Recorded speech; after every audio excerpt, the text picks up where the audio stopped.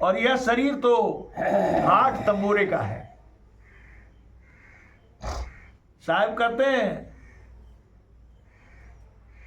साधो यह तन ठाठ तबूरे का, साधो यह तन ठाठ तंबूरे का, ऐचत तार मरोरत खूंटी, ऐचत तार मरोरत खूंटी, निकसत राग हजूरे का,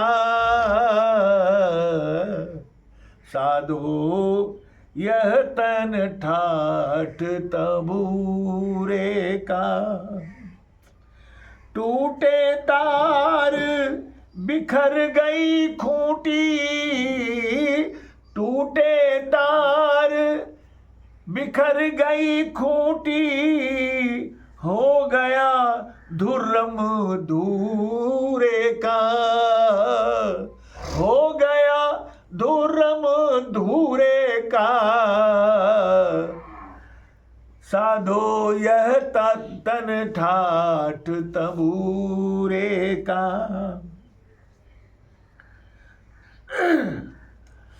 या देही का गर्भ ना कीजय, या देही का गर्भ ना कीजय, उड़ गया हंस तंबूरे का,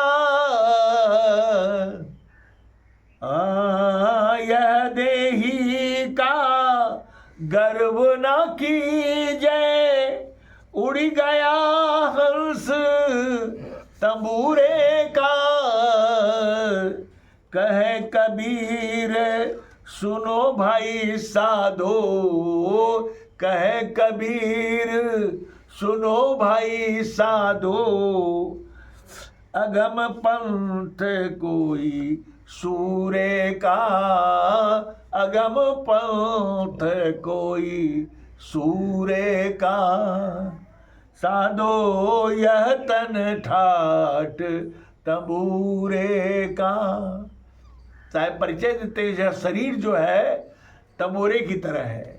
जैसे एक तारा या बीना कुछ बजाते हैं, उनके तार होते हैं, उन तार को कसा जाता है। अगर अधिक कस देंगे तो तार टूट जाएगा।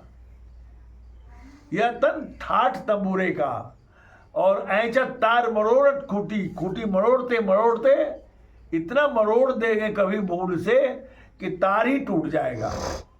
और कहते हैं, टूटे तार बिखर गई खूंटी, हो गया धुर्रम धुर्रे का, सब काम तमाम हो गया। तो इसलिए इस शरीर को, शरीर रूपी तंबूरे को संसार के लिए जितना बजाते हैं, यह बजते बजते एक दिन टूट जाएगा। इसके लिए जो सदुपयोग है, इससे मधुर राग निकालनी है, इसमें प्रेम पूर्ण आवाजें निकालनी है, तो उसे उतने पर कस करके रखना होगा, तो सही आवाज निकलेगी। कहते हैं, या देही का गर्व न कीजिए, उड़ गया हंस तंबूरे का। भाई इस शरीर का गर्व ना करें। यह शरीर गर्व करने के लिए नहीं मिला है, बड़ी मुश्किल से मनुष्य तन मिला है। इसका जो सदुपयोग करेंगे, इसका सदुपयोग अहंकार में नहीं है, क्रोध काम लोभ मोह में नहीं है। साहब कहते हैं कि इतना मैं बता देता हूं कि ज्ञान वैराग्य दया मन राखो, कहे कबीर दिल की, काम क्रोध मद लोभ निवारो, यही बात असल की। काम क्रोध मद लोभ, यह इससे निवृत्ति पालो जीते जी। अगर निवृत्ति नहीं पाए और उसकी जगह पर आपके अंदर ज्ञान वैराग्य दया या नहीं हुआ, जीवों पर पूर्ण दया नहीं बन पाया, तो क्या होगा? वही होगा जो जीव को दुख ही दुख मिलता है, दुख के कोट में पड़ जाओगे। साहब बार बार चेतावनी दिया है। इस शरीर का जो सदुपयोग है केवल ज्ञान, वैराग्य और दया, यही 3 में निहित है। दया धर्म का मूल है, मूल पाप अभिमान।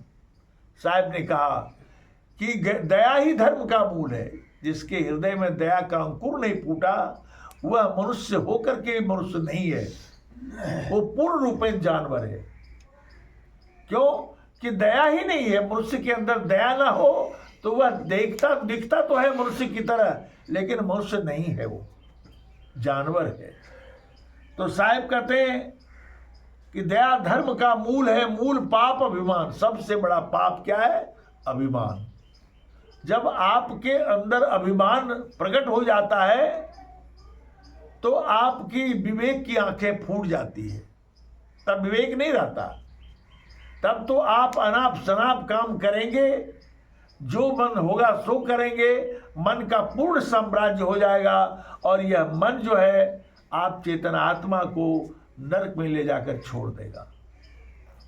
इसलिए साहिब कहते हैं कि भाई आप इस पर ध्यान दें, दया धर्म का जो मूल है इसको अख्तियार करें।